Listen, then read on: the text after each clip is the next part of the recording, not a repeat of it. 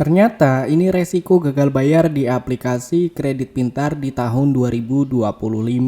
Nah, ini bahaya banget buat teman-teman yang punya pinjaman di aplikasi kredit pintar di era digital seperti sekarang. Layanan pinjaman online semakin marak digunakan oleh masyarakat sebagai solusi keuangan yang cepat dan praktis. Salah satu aplikasi yang cukup populer adalah Kredit Pintar yang telah diunduh oleh lebih dari 10 juta pengguna dan mendapatkan rating cukup baik di berbagai platform meskipun penawaran kemudahan dan pengajuan pinjaman penting bagi calon peminjam.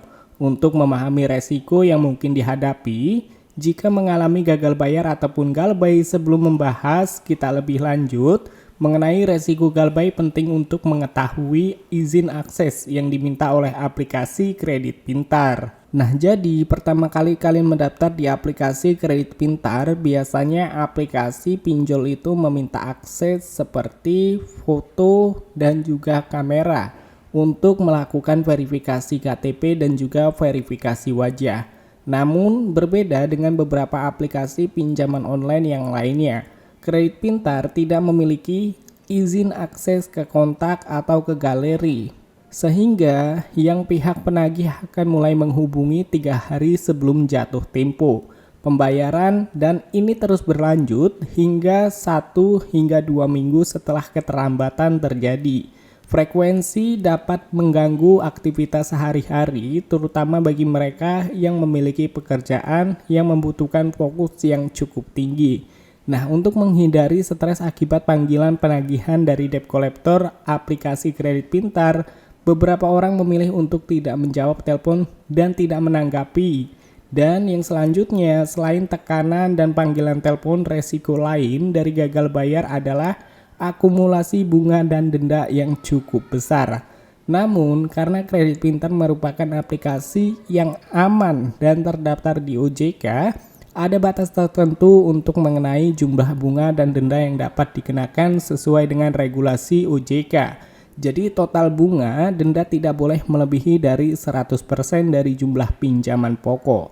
Nah, yang artinya jika seseorang meminjam sebesar 1 juta rupiah dan tidak membayar dalam waktu yang lama, total utang yang harus dibayarkan tidak boleh melebihi dari 2 juta rupiah. Jadi itu tergantung dari pinjaman kita ya.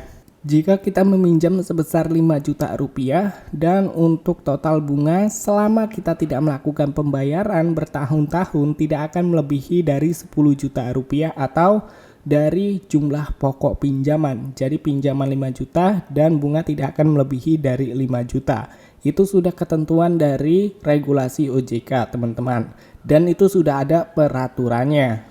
Dan juga yang harus diperhatikan adalah kemungkinan adanya kunjungan dari pihak penagih lapangan atau debt collector. Nah, untuk saat ini informasi yang beredar menunjukkan bahwa Kredit Pintar hanya melakukan penagihan langsung di wilayah Jabodetabek. Oleh karena itu, bagi pengguna yang berdomisili di luar daerah, kemungkinan didatangi oleh debt collector yang masih relatif kecil. Namun bagi mereka yang berada di Jabodetabek, penting untuk bersiap menghadapi kemungkinan untuk mengingat beberapa laporan penyebutan bahwa cara penagihan mereka yang bisa cukup agresif dan segi pencatatan kredit dari Kredit Pintar telah bekerja sama dengan PT Bank BNC Internasional.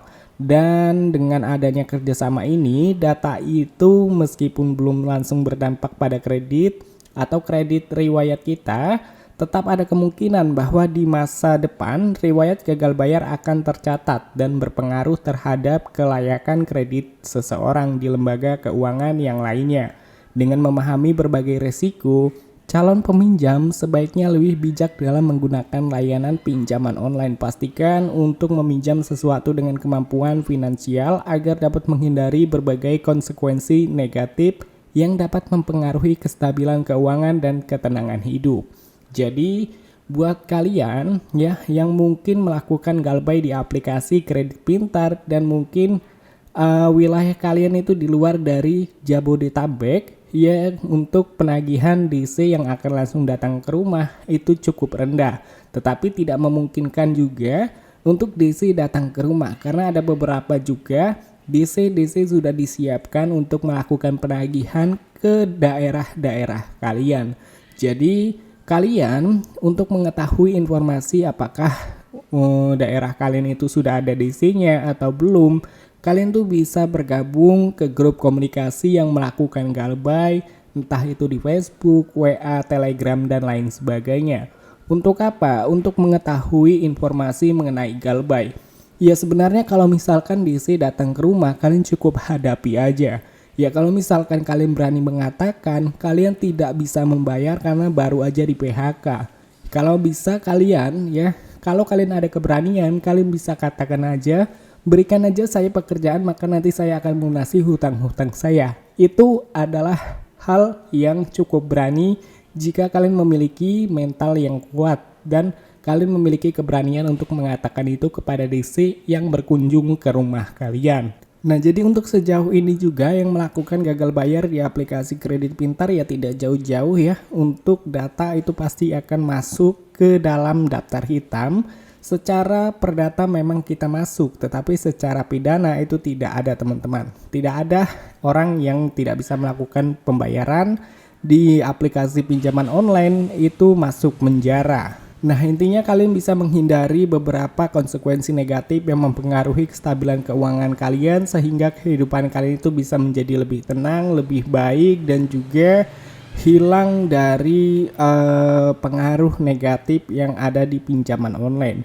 Jika memang ingin melakukan galbay, kalian bisa galbaykan aja tanpa kalian tanpa kalian memikirkan apapun itu mengenai pinjaman online. So jadi untuk pembahasannya cukup sampai di sini aja teman-teman. Sampai ketemu lagi di video selanjutnya. See you next time.